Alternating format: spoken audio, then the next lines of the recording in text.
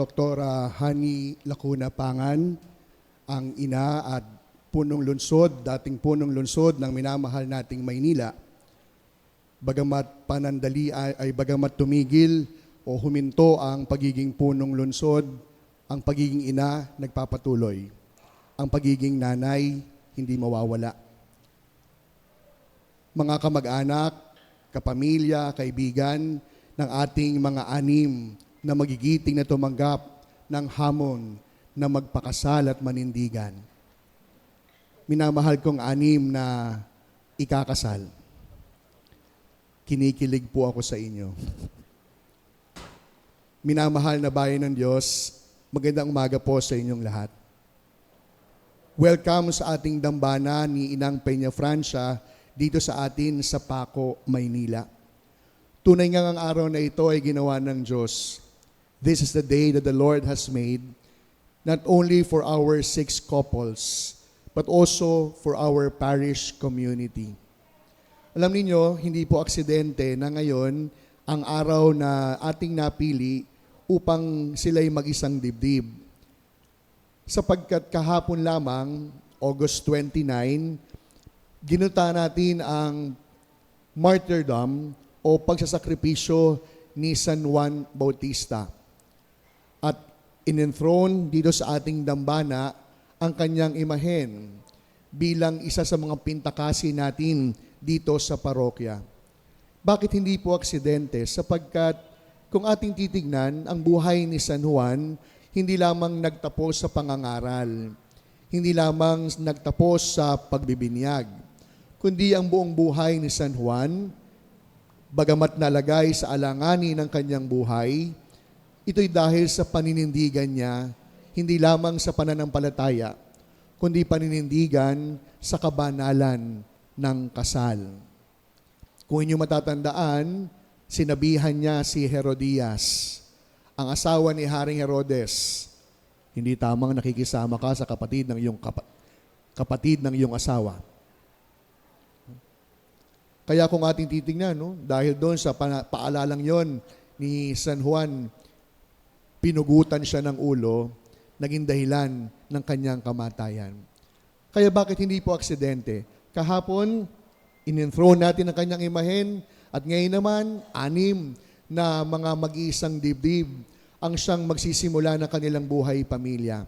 Isa lamang ibig sabihin, sa tulong at panalangin ng San Juan, dito sa ating sa Peña Francia, mayroon tayong kasangga upang ipagdasal ang bawat pamilya. Meron tayong bagong kakampi sa pagtataguyod ng bawat mag-asawa upang mapabanal ang kanilang bawat tahanan. Kaya ngayon sa inyong pag-isang dibdib, kagaya ng sinabi ko, hindi ito advance, hindi kayo late. Ito ay tamang panahon. This is God's will. This is part of God's plan. At sa pagsisimula ninyo ng inyong buhay mag-asawa, officially, ilang mga paalala ang ibig kong ipabaon sa inyo. Una, marriage is not only a contract, but your marriage is a covenant. Why? Because today, you are not just simply signing documents or papers. Hindi lang ito parang kontrata na pwedeng tapusin. Dahil ang kasal, isang covenant, tipanan. At kapag sinabi nating tipanan, isang banal na pangako sa harap ng Diyos.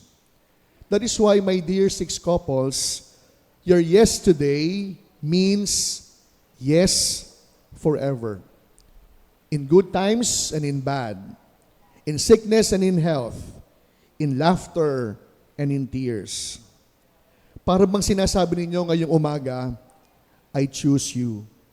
Not just today, when everything is romantic, when everything is loving, but I also choose you tomorrow, even when life gets hard and difficult. Ito ang siyang unang paalala. Sinisimulan ninyo, hindi lamang ang isang kontrata, kundi pinasisimulan ninyo ang isang banal na tipanan, hindi lamang sa isa't isa, kundi tipanan kasama ang Diyos. Pangalawa, always bear this in mind, my dear six couples, that your love is always a choice. And love is not just a mere feelings. May isang husband, may isang lalaki po na may asawa, ang lumapit sa akin at ang sabi niya, Father, parang nawala na po yung spark sa marriage namin ng aking misis. Kaya ang sabi ko, love is not always fireworks, but love is always like a light bulb. Steady, simple, but always giving light every single day of your life. Alam nyo, kung magpapalit po tayo ng pwesto, makikita ninyo na yung ngiti ng ating six couples, walang sinabi yung mga nakalulon ng kwitis. Tagang nagniningning at nagliliwanag ang kanilang mga ngiti. Ang gaganda po ninyo. Pero tatandaan po ninyo, hindi araw-araw susuotin ang inyong trahe de boda. Aji, hindi araw-araw nakatoksido ka. Hindi araw-araw, kapitan, na ikay nakabarong at bagong gupit. Pero ngayon, ibig kong ipaalala sa inyo na bagamat ang inyong bihis, ang inyong pakiramdam, ang disenyo ng ating lugar ay hindi araw-araw, lagi niyong tatandaan at huwag kakalimutan that your love for one another is always a choice. Sana araw-araw, lagi niyong piliin ang bawat isa. Sana araw-araw, lagi niyong gustuhin makasama ang inyong iniibig. Because real love means choosing each other every single day of your life. Kahit pagod na, kahit may tampuhan pa, kahit minsan nakakainis. And by choosing one another every single day of your life, that makes marriage indeed beautiful and great. Pangatlo, your marriage is not only about romance, but your marriage today is a beginning of a mission. Your marriage is not only for yourselves. Why? Because starting today, you are building a domestic church. Pag sinabi natin domestic church, simbahan sa loob ng inyong tahanan. Simbahan sapagkat sa loob ng pamilya, mapapalalim ang inyong pananampalataya. Simbahan sapagkat sa loob ng tahanan, makikita, mararamdaman ng Diyos.